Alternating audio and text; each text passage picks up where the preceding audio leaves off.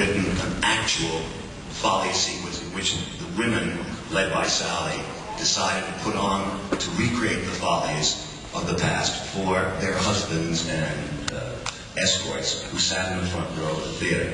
And what had happened was that back then, 30 years ago, there had been a traumatic incident in which Phyllis and Buddy had discovered Ben and Sally making love in Ziegfeld's office up to the top of the house. They had snuck away from rehearsals.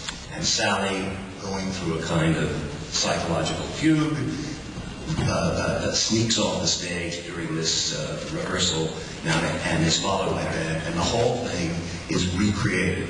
And when we started work with Hal, he said it's too realistic, and so what we came up with,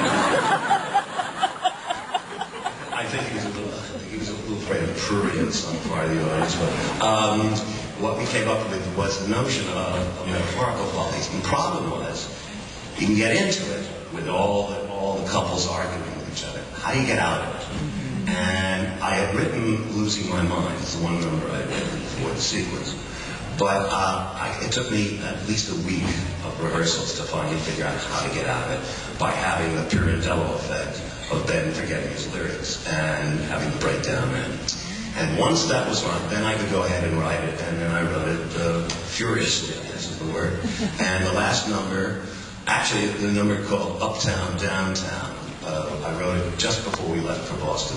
I finished it the night before we left. And Michael Bennett was so irritated by the fact that I'd given it to him with 24 hours to stage that he asked me to write another one, so that's when I wrote Lucy and Jesse. But otherwise, that was the reason all those songs were written during that period.